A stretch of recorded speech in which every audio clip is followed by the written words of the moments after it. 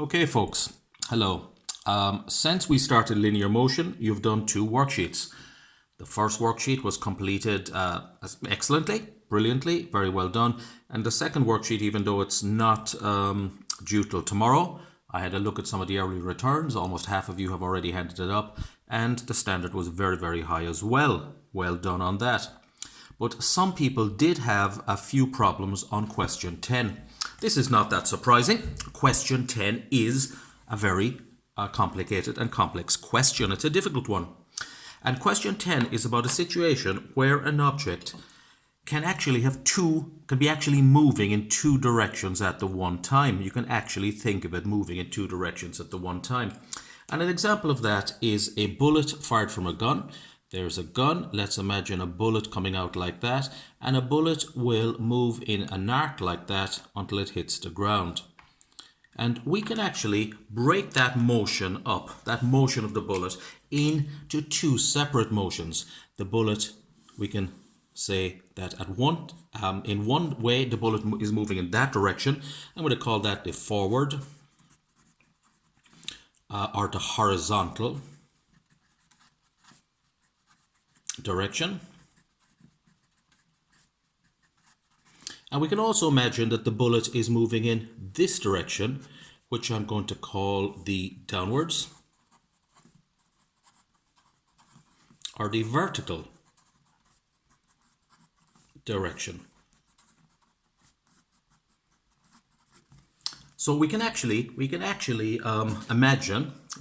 solve this situation by imagining that the bullet is actually moving in two separate directions at the one time, and the overall motion of the bullet is a combination of those two directions.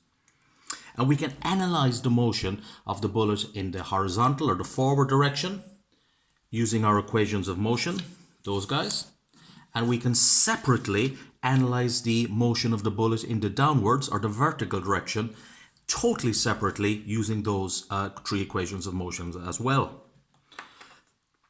Exactly the same situation for somebody throwing a ball off a cliff. You throw a ball off a cliff, it will have a certain velocity in the horizontal direction.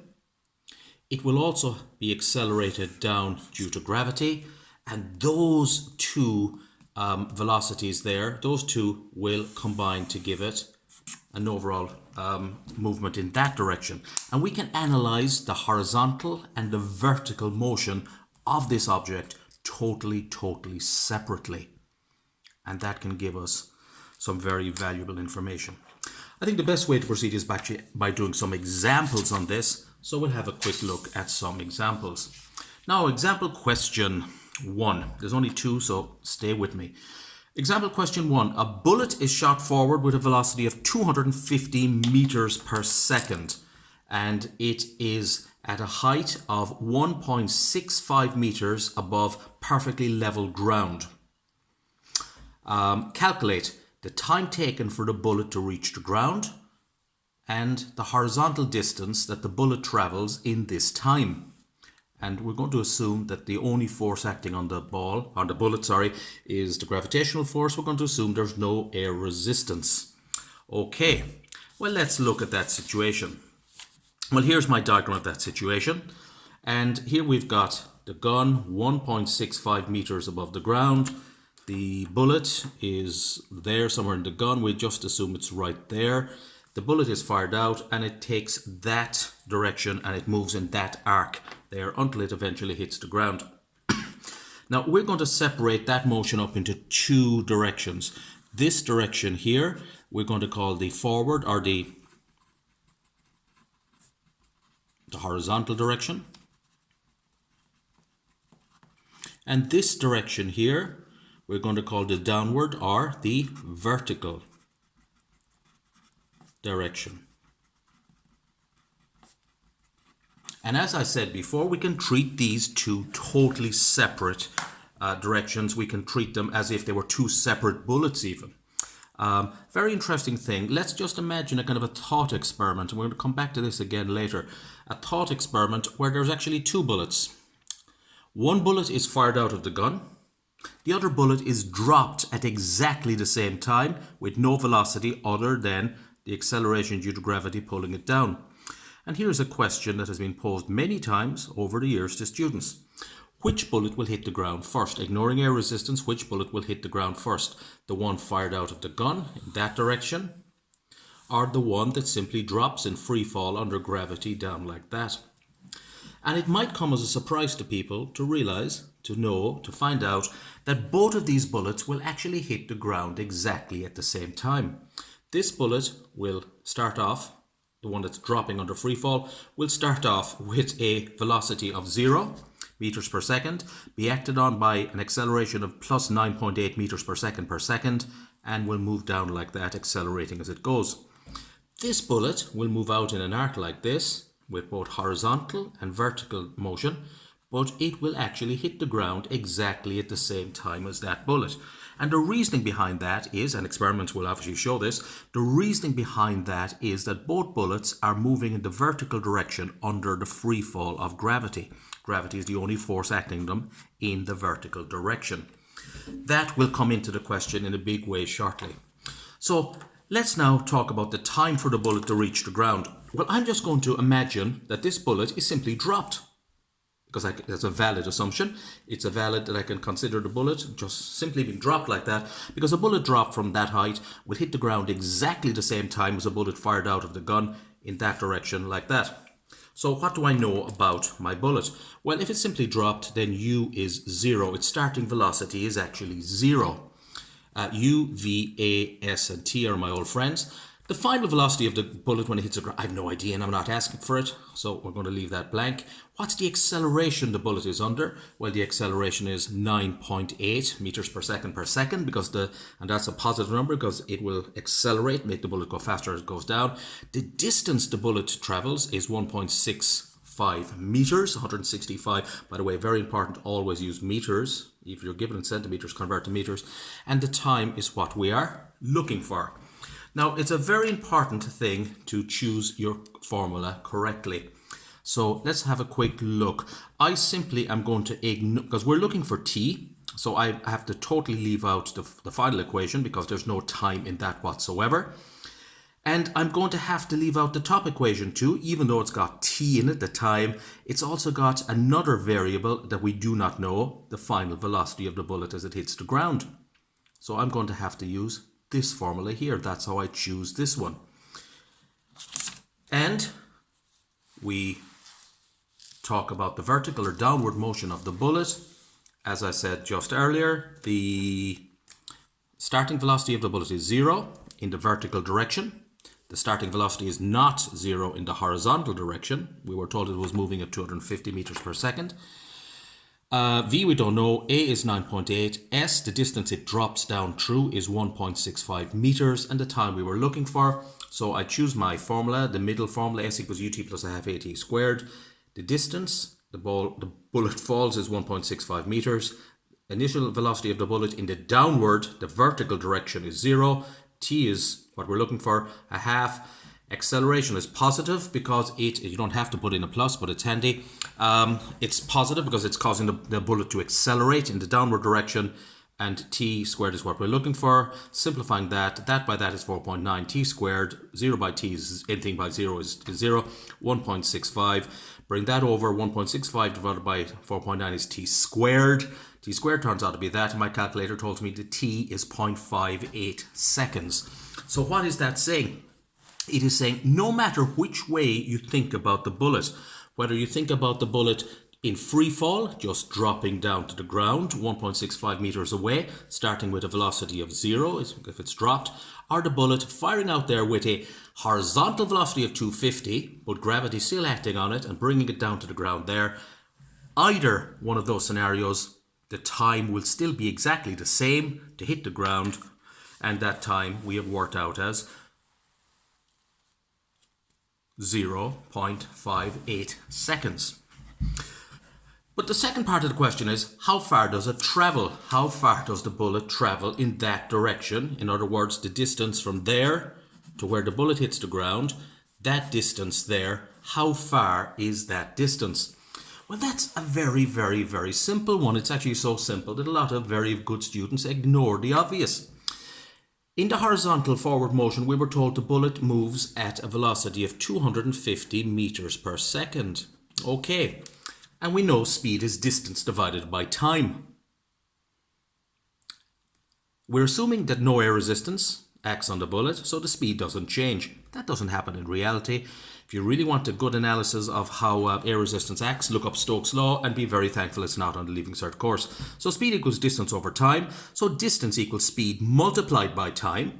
The speed is 250 meters per second. The time, as we've just worked out, the bullet is traveling for 0.58 seconds. Multiplying the two of them together, we get 145.1 meters. That's the distance the bullet travels in that amount of time. So that is the distance it takes to hit the flat ground underneath it. Some people ask me how many place a decimal. Look, 1 or 2 is grand. There's never been a problem in Leaving Cert Honours marking about that. Okay, hope that is some use to you. We're going to do one other quick question. And the other quick question is the question that some people had a little bit of awkwardness with. And that does not surprise me. Question 10 in the worksheet that you're doing at the moment. Okay, a ball is thrown forward at 15 meters per second from a height of 1.5 meters. Well, at least it's a ball, makes a difference from bullets. Okay, how long does it take to strike the ground? And how far has it traveled forward in the same length of time? And here is my little diagram here. There is the ball. And I'm going to separate the motion of the ball into what's called the horizontal motion like that in the forward direction and the vertical motion like that in the downward direction. Now, we can take both of these totally separately and we want the time to hit the ground, so we can say, well, if we just drop the ball, it's U, V, A, S and T. The starting speed would be 0, the final velocity we don't know, acceleration would be 9.8. The distance, we were told, is 1.5 meters, and the time is what we're looking for. So we can apply those numbers to in the vertical downward direction, and there we have the exact same information as above. And I'm choosing this formula again, because this will give me the t, and it doesn't have v in it. The other thing I don't know. Substituting in, the distance is 1.5 meters, starting velocity is 0, half a t squared. Simplify out. I cannot stress enough, by the way, always start by writing the formula, then put things into the formula, substitute it in without doing any calculation of any sort. Then do your calculation, and the time taken for this ball to drop to the ground is just over half a second, 0.553 seconds. It makes no difference how the ball gets to the ground. That's the point I'm trying to make. It makes no difference how the ball gets to the ground. If you simply dropped the ball under free fall, it would get to the ground in 0.553 seconds. If you throw the ball out with initial velocity, in this case it said 15 meters per second, the ball would still get to the ground in 0.553 seconds, because the only force acting on it in the downward, the vertical direction, is gravity. But the ball with the initial velocity in the horizontal direction will have travelled a much greater distance away from the thrower. Okay, how far does the ball travel in those 0.553 seconds? Well, let's have a quick look. In the horizontal forward motion, we were told start off, because the initial velocity of the ball was 15 meters per second. Speed is distance over time. Distance equals speed multiplied by time. The speed is 15. The time is 0.553 seconds. Multiplying those, my calculator tells me 8.3 meters. Or 8.295 meters, or 8.29 meters. We're not going to dispute a couple of places decimal, but that is the distance the ball travels in the horizontal direction. I hope that is some use to you, but I have to sneak in a little tiny bit more. Forgive me for this. This you will enjoy, but it's also a very, very important little point. Something that I need to tell you about is two types of quantities. There's two types of quantities in physics. And we call these the vector quantities and scalar quantities. Vector and scalar quantities. What, you ask, is a vector quantity? Well, a vector quantity is something that has both a size, or the fancy word for size is magnitude. It's got a size and it's also got a certain direction. A vector quantity has magnitude and direction. They're the words to use. Size and magnitude are virtually interchangeable words. I prefer magnitude. Well, a couple of examples of vectors. Well, one example of vector we've come across already is velocity. Velocity. Is there a difference between a car going 30 meters per second to the right or 30 meters per second to the left? Of course there's a difference, especially if there's somebody just behind the car wondering what's going to happen to them. There's a major difference between that. So velocity has a size or a magnitude, which is the 30 meters per second, and it's also got a direction involved. The direction for velocity is important. Similarly, force, it's very important, the direction you apply a force in. Here's an object. Is there a difference if you apply 100 newtons of force to the right or 100 newtons to the left? Of course there's a difference. There'll be a difference in the motion of the object based on the forces. So force is also a vector quantity because it's got a size, it's got a magnitude, and it's also got a direction involved. The direction of a force is important. Another great example of a vector quantity is acceleration. Acceleration, as we've already seen for acceleration due to gravity, if the object is accelerating, getting faster, we call it plus 9.8 meters per second. Or if gravity is slowing an object down, we call it minus 9.8 meters per second. So acceleration is also a vector quantity. Vector quantities have magnitude and direction, and there are 3 examples for you to learn. The other kind of quantity is called a scalar quantity, and these are much, much easier. Scalar quantities have a size, they have a magnitude, but there's no particular direction involved or associated with them. So the definition of a scalar is got magnitude, but it has no direction. And examples of scalars are things like speed, mass, volume, temperature. I said temperature, not temperature change. They're all examples of scalar quantities. What I want you to do right now is learn what a vector quantity is. That's very easy. A vector is something that's got both magnitude and direction. And learn a few examples. Then learn what is a scalar quantity, and that's also very easy. It has magnitude, but it does not have direction.